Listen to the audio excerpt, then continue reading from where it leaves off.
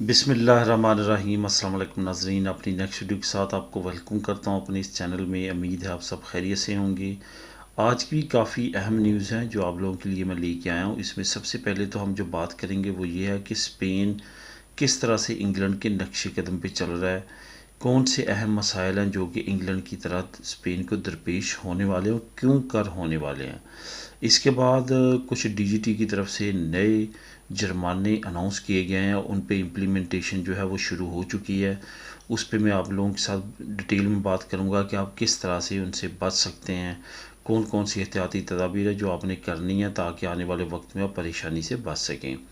उसके बाद इंग्लैंड का मज़ीद वर्क परमिट्स का इशू करने का ऐलान किया गया है, और वो किन के लिए है जो कि पहले कहते थे कि अब हम यूरोपीय यूनियन से वर्कर्स नहीं मंगवाएंगे।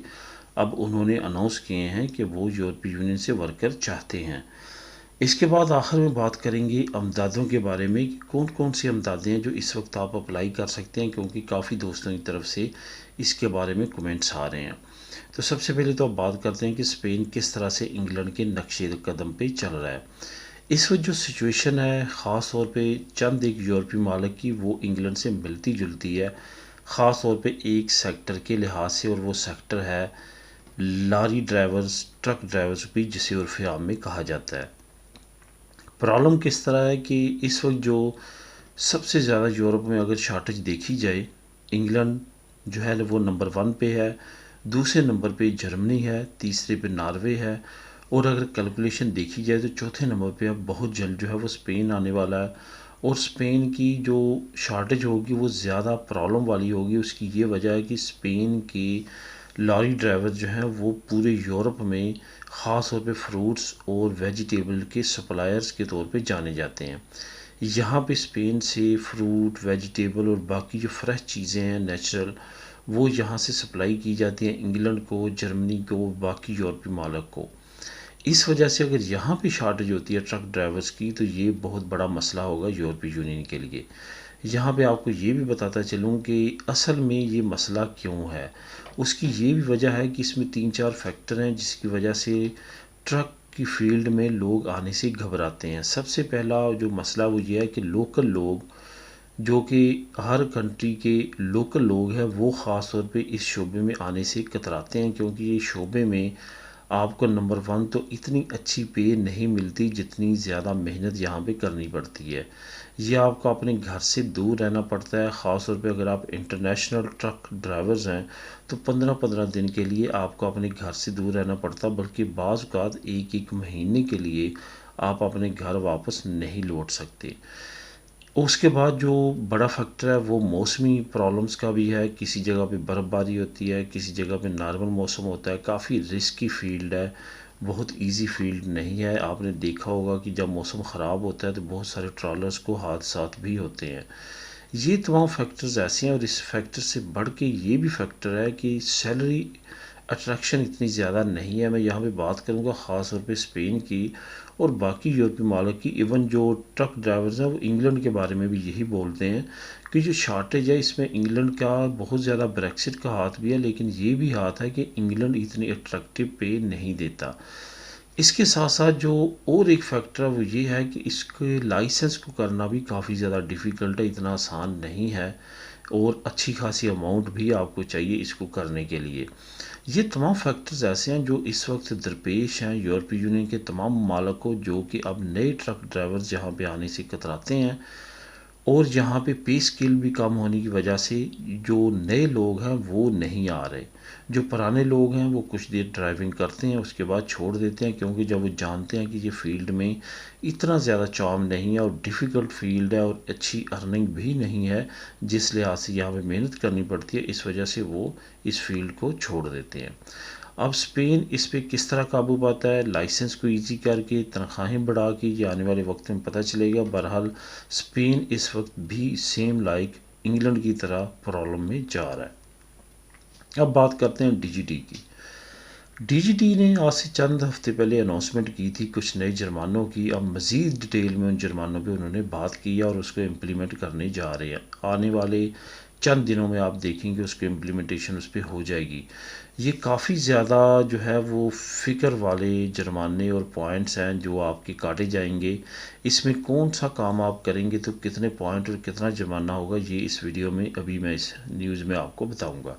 सबसे पहले तो ये है कि मोबाइल अगर आपने हाथ में भी पकड़ा होगा, आप उस पर जीपीएस लगा रहे होंगे या आप उस पर चैट कर रहे होंगे या व्हाट्सएप का आंसर दे रहे होंगे या पढ़ रहे होंगे, तो आपके उसी वक्त 6 पॉइंट काट दिए जाएंगे और इसके साथ साथ 200 यूरो जुर्माना किया जाएगा।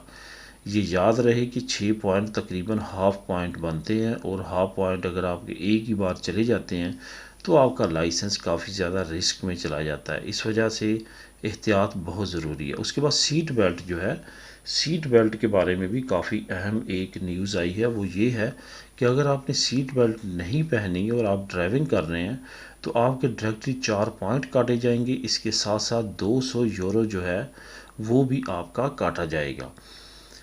इसके साथ साथ जो आगे है वो है रडार और कैमरा। कुछ ऐसे रडार और कैमरास लगाए जा रहे हैं और लगाए जा चुके हैं जो आपकी गाड़ी के अंदर जो है डिटेक्ट करेंगे कि आपके पास डिवाइस है कि, यानी कि अगर आपके पास डिवाइसेस हैं, जैसे कि आगे पुलिस खड़ी है, कुछ ऐसी डिवाइस आपने लगाई है कि वो आपको बताती है, या कुछ और खुफिया और ममनू डिवाइस अगर लगी हुई है तो आपको डायरेक्ट 500 यूरो तक जुर्माना होगा उस डिवाइस के लगने की वजह से। इसके बाद जो सबसे अहम बात है वो ये है कि लाइसेंस के अगर बगैर आप गाड़ी चला रहे हैं, आपके पास लाइसेंस नहीं है, तो आपके 6 महीने तक कैद हो सकती है, जुर्माना हो सकता है, वो जज डिसाइड करेगा। इसके साथ साथ जो अगली सज़ा हो सकती है वो ये है कि ताहयात तौर पे आपको पे पाबंदी लगा दी जाए कि आप लाइसेंस नहीं कर सकते। तो इन तमाम चीज़ों को जो कि काफ़ी ज़्यादा अब उन्होंने डिफ़िकल्ट किस्म के ये जुर्माने और सज़ाएँ की हैं, सिर्फ़ इस वजह से कि वो रोक-थाम कर सकें एक्सीडेंट्स की, और साथ साथ जो नए फ्रॉड सामने आ रहे हैं लाइसेंस से रिलेटेड उनको भी रोक सकें। तो दोस्तों ये थी डीजीटी से रिलेटेड बहुत अहम न्यूज़। इस पे लाजमी तौर पे आप अमल कीजिएगा। इसके बाद इंग्लैंड का मज़ीद वर्क परमिट्स का ऐलान, इसका लिंक मैं आपको नीचे डिस्क्रिप्शन में दे दूंगा, आप ख़ुद भी रीड कर सकेंगे कि इंग्लैंड ने कौन से नए वर्क परमिट्स का ऐलान किया। असल में बोरिस जॉनसन अब तक यही कहता रहा है कि हम बाहर से लेबर नहीं मंगवाएंगे, बाहर से नहीं मंगवाएंगे। असल में वो यूरोपीय यूनियन का ही कहता था।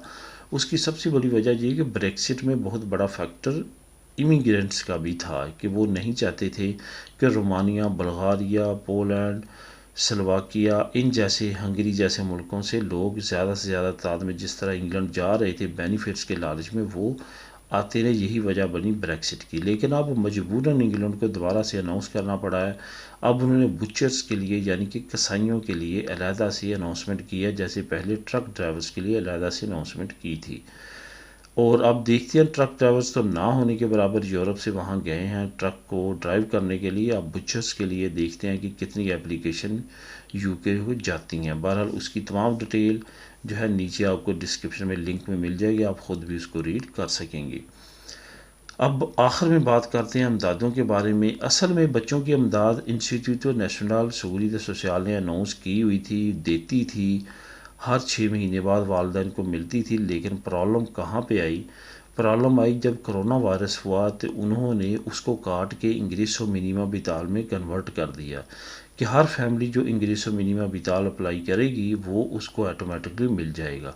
लेकिन इंग्रेसो मिनिमा बिताल की रिक्वायरमेंट्स इतनी टफ़ थी कि वहाँ पे हर वालदैन पूरे नहीं उतर सके, जिसकी वजह से वो अमदाद भी जाती रही और इंग्रेसो मिनिमा बिताल भी नहीं मिली।